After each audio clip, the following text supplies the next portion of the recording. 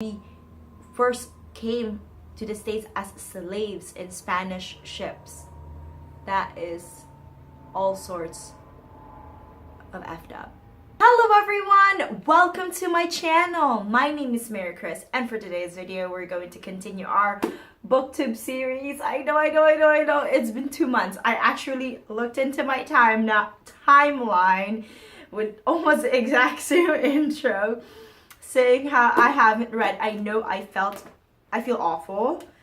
It's unacceptable. I should really try my best to do this weekly, but life sometimes. But we're here now, and that's the most important thing, is that we're continuing. You know what they say, better late than never. Okay, let me make sure I'm recording properly. Okay, so let's get into the booktube. And for this series, we're going to continue Brown Skin, White Minds, Filipino-American Post-Colonial Psychology by E.J.R. David. Okay, let's get to it. Oh, and for sure I will link the other videos down below so you can follow along too. And just in case, you know, you're new to my channel and you're thinking, what the heck is this? Why is she doing this? I really wanted to delve into the history of Filipino psychology, of why we think a certain way, why are the ads a certain way, why are we this Filipino standards a certain way. I'm really into history, and so I discovered this book, and so I want to read it and I want to share, because I love sharing. I love history, and so why not, right? Let's go. And I was actually debating to, oh, maybe I should just have a dedicated booktube, but as you can see, if I do have a dedicated booktube, it's barely gonna have any content in there because I can barely keep up with one channel. So maybe when I have time in the future, who knows, maybe I'll have a separate dedicated booktube channel. But for now, just to make it easier for me, we're just gonna do it this way. Okay guys, so I hope you're patient enough with me, and let's get to it. Chapter 4, Neo-colonialism and Contemporary Oppression. Filipinos were one of the first Asians on United States soil, with documentation of shipwrecked Filipinos landing in California as early as mid-1500s. Gomez Bora, 1995. That's where the book is from. Yeah, it's an open and close parenthesis. And of Spanish-speaking Filipino slaves settling in the bayous of Louisiana as early as mid-1700s. The Filipinos who landed in California were crew members of a Spanish ship that was part of the famous Manila-Acapulco galleon trade, while the Philippines were still under Spanish rule. Similarly, the Filipinos who settled in Louisiana were slaves in Spanish galleon ships during the Manila-Acapulco galleon trade as well. Shortly after leaving the Acapulco, Mexico, the Filipino slaves jumped ship to escape the maltreatments and brutality of their Spanish masters. The Filipinos swam to the closest shore they could find and unknowingly landed and settled in what is now known the Bayou of St. Malo in Louisiana. Indeed, even before the United States defeated Spain in the Spanish-American War, before the United States even began to colonize the Philippines, and even before the United States were the United States, they were already Filipinos on American soil. Furthermore, it is also clear that early Filipino presence in the lands now known as the United States, which is California and Louisiana, was influenced by colonialism and oppression by Spain. And that Filipino presence in America was not as simple as Filipinos wanting to leave Philippines for better opportunities in the United States. That's what we now think, right? Oh, Filipinos love to go to the States to get opportunities. Well, in fact, no, they were taken by Spanish ships as slaves to go to the United States. And at that time, there were already slaves in the United States, black slaves, right? Although there were Filipinos in the United States between the 1500s and 1800s, however, it was not until toward the end of the 19th century when large numbers of Filipinos began to work, study, and live in the United States. This is due to the fact that the Philippines was a United States territory between 1896 and 1946, and Filipinos were regarded as United States nationals until 1938, making Filipino Americans the only Asian American ethnic group to have a history of being directly colonized by the United States of America. Because of their status as United States nationals, which allowed them easily enter and work in the United States, the American colonial period sparked the beginning of large-scale migration of the United States of Filipino laborers, mostly men. Filipinos in America during this period were mostly plantation and cannery workers in western states of California, Hawaii, Oregon, Washington, and Alaska. However, because they were not citizens and because the United States viewed Filipinos as uncivilized savages, American laws did not protect Filipinos and their rights, and they became the subject of brutal discrimination, maltreatments, and injustices. Oppression of early Filipinos in the United States. The lives of Filipinos in the United States during the first half of the 19th century, I'm going to repeat that. The lives of Filipinos in the United States during the first half of the 1900s were dark, difficult, and dangerous. Blatantly racist signs such as positively no Filipinos allowed and no dogs or Filipinos allowed were common sights in storefronts in order to keep Filipinos from using hotels, restaurants, swimming pools, apartments, barbershops, and other public facilities. Filipinos were exploited by their employers, were derogatorily regarded as little brown monkeys, and were hunted and beaten and murdered by civilians and police officers. Carlos Bulusan, whose many writings, such as America is in the Heart, are regarded as the first and best account of what it is like to be a Filipino in California and its sister states. Between 1940 to 1941, stated that he felt like a criminal running away from a crime he did not commit, and this crime is that he is a Filipino American. Bulusan further explained that a Filipino in America during the first half of the 20th century is the loneliest thing on earth. He is enchained damnably to his race and heritage.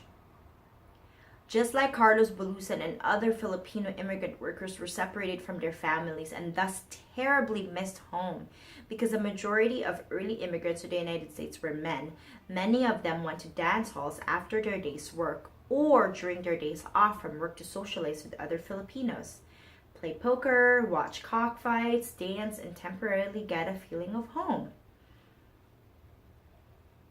Indeed, as documented in the film $1 a Day, 10 Cents a Dance, many of the Filipino laborers spent much of their hard-earned money in such dance halls paying to dance with women, white women. Thus, the mainstream American population began to view them as hypersexualized beings who were out to steal white women. Such a negative and deviant perception of Filipinos were connected to the fear of interracial relationships taking place between Filipinos and white women and giving way to mixed-race children, furthering mainstream America's anxiety of the white race being tainted by savage Filipino blood. As a result, similar to the experience of African Americans at that time, the Filipino Manongs, the term used to refer to early Filipino immigrants, were subjected to brutal acts of racism in various states wherein they worked and lived. They were hunted, beaten, dragged by horse, hung, and murdered. As Yan Le Espiritu described, the most explosive and publicized incident took place in 1930 near Watsonville, California, where 400 white vigilantes attack a Filipino dance club, beating dozens of Filipinos and killing one. In the days that followed, hundreds of white men roamed the streets of Watsonville, beating or just shooting Filipinos on sight. A Filipino laborer described the violent scene. The mob came into the pool halls with the clubs, bludgeoned all of us, and followed us until we were out of the city. The residences where Filipinos were quartered were ransacked and burned to the ground. Automobiles that contained Filipinos were fired upon, and many boys were wounded. As revealed by the quotation that I've just read, and by the accounts of Carlos Bulusan, the life of Filipinos in America while the Philippines was under United States colonial rule was not at all how the Thomasites described it. The roads were not made of gold. The opportunities for a better life were not really there. And not everyone in the United States were as welcoming as one might expect given such a civilized country. Society and culture, in fact, there were no equal opportunity, no equal access, no equal representation, and no equality between Filipinos and European Americans at all. Similar to how African Americans were regarded and treated by mainstream America, Filipinos in the United States between the 1900s up to the civil rights movement in the 60s were maltreated, brutalized, and inferiorized, simply because they're Filipino. Simply because their Filipino characteristics were associated by the dominant society with undesirability, deviance, inferiority, and negativity. And I'm just going to show you one of the signs. They says, get rid of all Filipinos or we'll burn this town down. Do you guys see that? Those were the examples of the things that were written at that time. This was a recreation sign of a commonly seen in storefronts depicting discrimination against Filipinos in the United States circa 1930 to 1941. Although the Philippines was given its independence in 1941, American influence continues to persist in contemporary Philippines as evidenced by the maintenance of United States military bases in the Philippines until 1992. The continued presence of American soldiers in the Philippines to train Filipino soldiers in suppressing terrorism and insurgency, and the continued use of English as a primary language in Philippine education, law, government, business, and science. Indeed, as Karnov suggests, in no place in America imperial legacy more alive than in Manila, where Americans' presence is almost as dynamic now as it was during the days of the U.S. rule. Today, the Filipino immigration rate in the United States, 60,000 per year, is behind only to that of Mexicans and Chinese, attesting to this group's rapid population growth and making Filipinos one of the largest immigrant groups in the United States. According to the 2010 United States Census, Philippines are the second largest Asian ethnic group in the United States, 3.4 million in total, and the largest Asian subgroup in the most populated states of California. Filipinos are also the largest Asian group in the states of Alaska, Arizona, Hawaii, Idaho, Montana, Nevada, New Mexico, Washington, Wyoming, and South Dakota.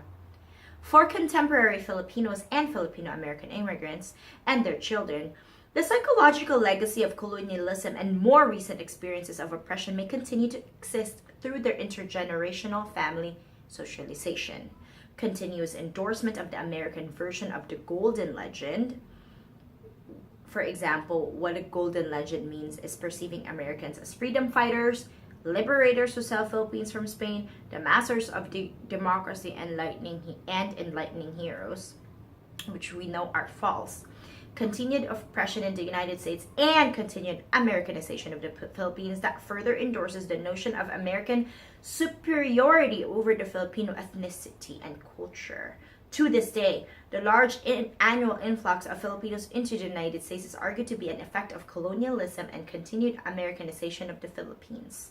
Indeed, as a political scientist, Rodriguez stated, Colonialism has fostered a perception that the standard of living in the United States is the mark of a highly sophisticated society and culture.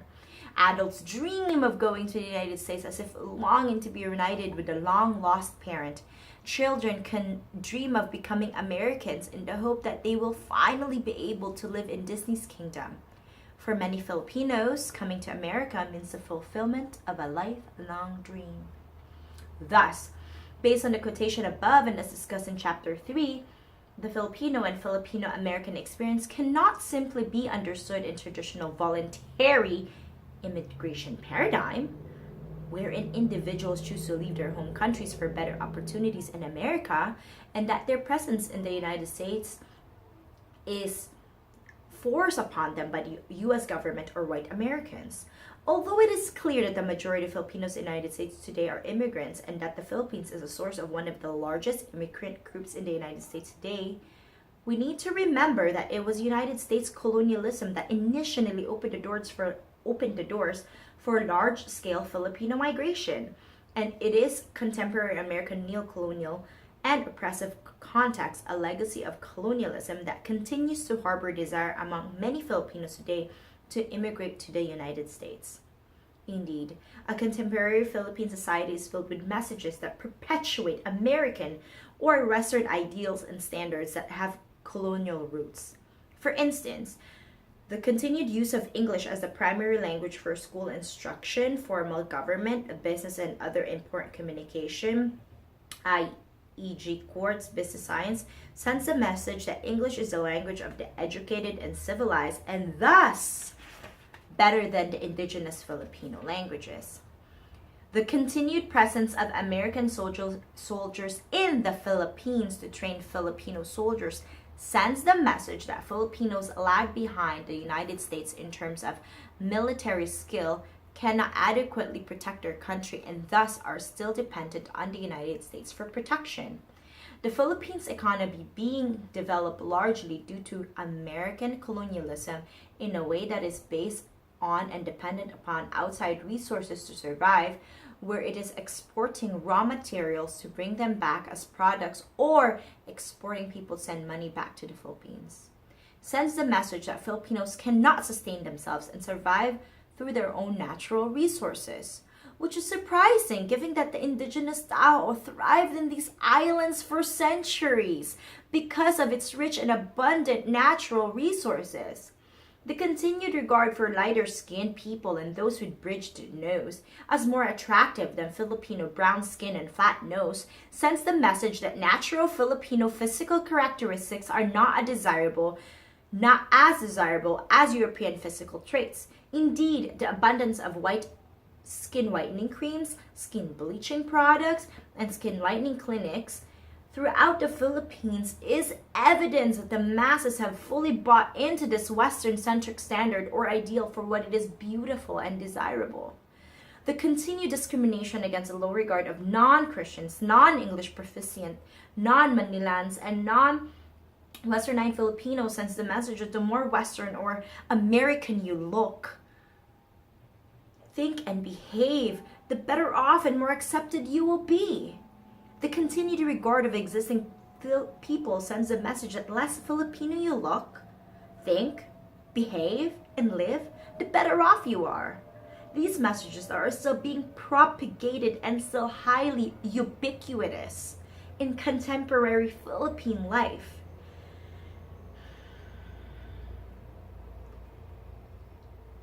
These messages that are still being propagated and highly ubiquitous in contemporary Philippines have their roots in colonial times. Thus, in contemporary Philippine life, the Filipino ethnicity and culture are still being inferiorized, and Western or American culture is still being highly idolized.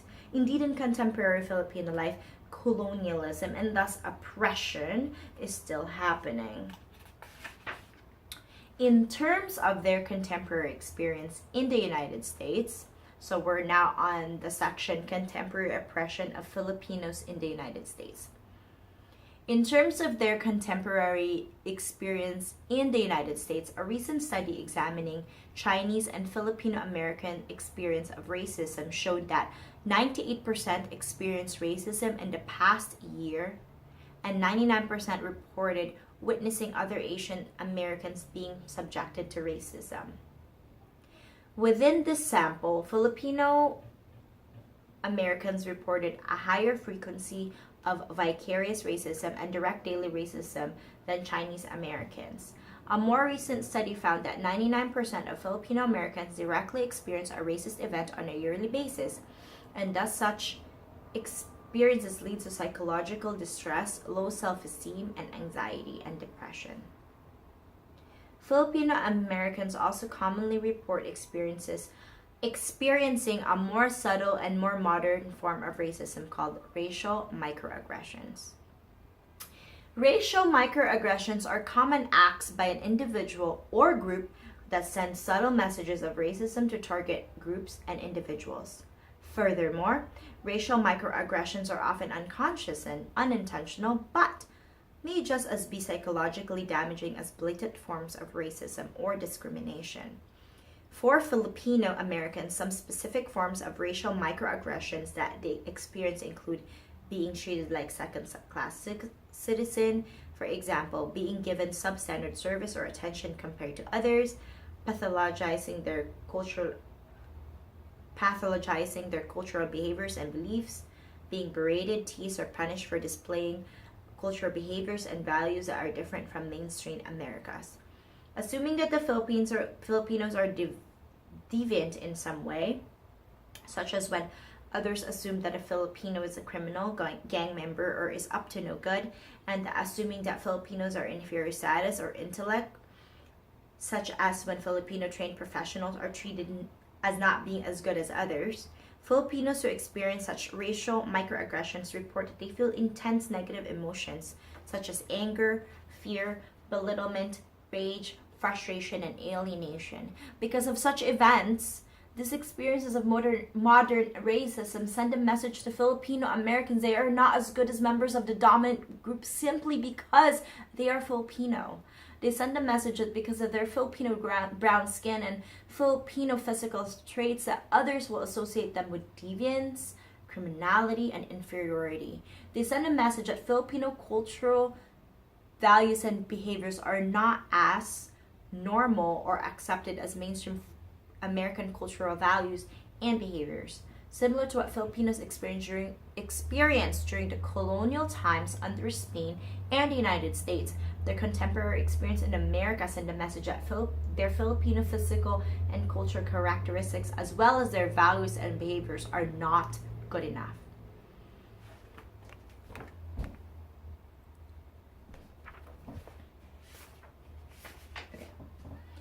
Despite the fact that such ethnic and cultural oppression is happening within the United States and outside of what some may consider to be formal colonial contexts, scholars have argued that the current racial dynamics within the United States that is characterized by racial inequality and cultural imposition by the dominant group on the minority group is similar to formal colonial processes. Indeed, some scholars have termed the conditions within the United States to be that of internal colonialism, because the systems and institutions in the country that are controlled by members of the dominant group operate in the same manner as what happens in colonial society. The systems and institutions function to maintain the superiority and uphold the ideals and the standards of the dominant groups and continually subjugate the minority groups who are never regarded to be good enough to meet the standards and ideals set forth by the dominant group. Thus, in contemporary lives of Filipinos in America, the oppression and infuriation of the Filipino ethnicity and culture is still a major component of their daily experiences. It is clear from the discussion above that Filipinos in the Philippines continue to be bombarded with messages that having Filipino physical characteristics as brown skin, flat noses, and displaying Filipino cultural values and behavior are not desirable, or at least not as desirable as possessing Western physical characteristics. For example, lighter skin, being of mixed blood, or mestizo, mestiza, or displaying adherence to Western culture. For example, speaking English well, having been in the United States to live for vacation. Such messages are strong and omnipresent in post-colonial Philippine society that is largely contributes to many Filipinos developing a lifelong desire or goal to immigrate to the United States. Thus, the continuous large-scale migration of Filipino into the United States for the past 5 decades is largely due to such Filipino inferiorizing and American idealizing messages to have their roots in colonialism. Within the United States itself, the ethnic and cultural oppression of the Filipino body and culture continues, as Filipinos in America are faced with both blatant and subtle forms of racism and discrimination on a daily basis. Such experiences further send a message that Filipino physical and cultural characteristics are inferior to those of Americans or those who are Western. Thus, Filipinos and Filipino Americans have experienced centuries of direct, vicarious, explicit, and subtle forms of ethnic and cultural subjugation in the Philippines and in the United States. Forms of ethnic culture subjugation that began during the colonial times and have lasted throughout the generation through the context of neo-colonialism and internal colonialism. Given that Filipinos and Filipino Americans have faced centuries of both historical and contemporary form of oppression, it is possible that oppression has influenced their psychology. It is possible that the oppression has influenced their psychological experiences, how they think, feel, act towards themselves and other Filipinos and non-Filipinos.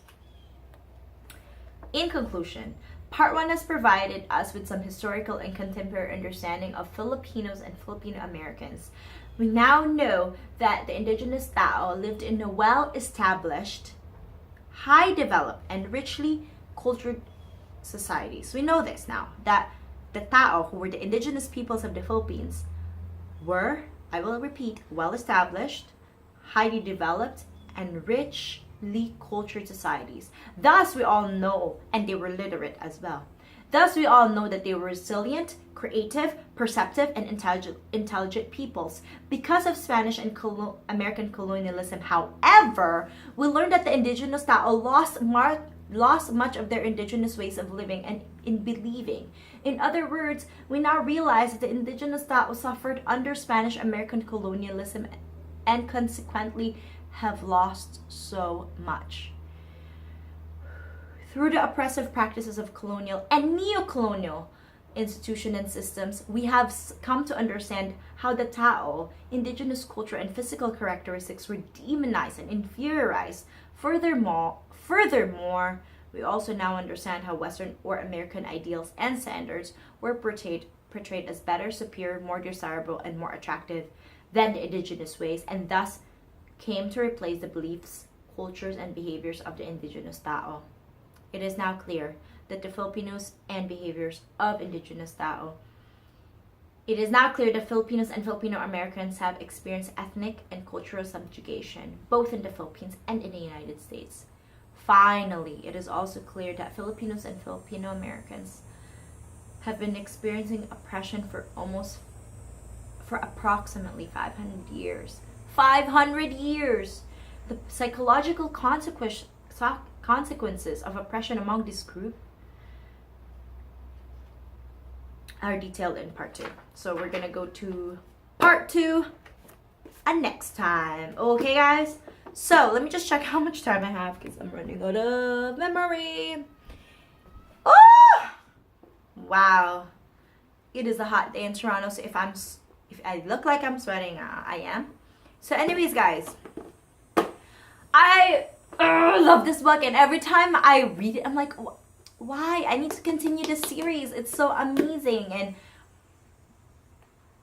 I was actually just discussing this Filipino beauty standards of being a pangot nose, because I have a pangot nose, and it's just eye-opening of why we feel as though we're inferior. Guys, please read this along with me. Let's have a discussion down below of what you think, your thoughts of this history, you know, of the same discrimination that we got as well in the States, and how we first came to the States as slaves in Spanish ships. That is all sorts of effed up. Anyways, guys, thank you so much for watching. If you like this kind of video, consider subscribing. And if you want to watch for future videos, I stumble upon my words. I apologize. If you want to see videos of mine with booktubes, definitely check out the link below and hit that notification bell so you will be notified. And share this with your fellow Filipinos who are curious, or non-Filipinos who are curious about the history of colonialism and the roots of beauty standards. And yes, I will see you in my next video. Bye, guys.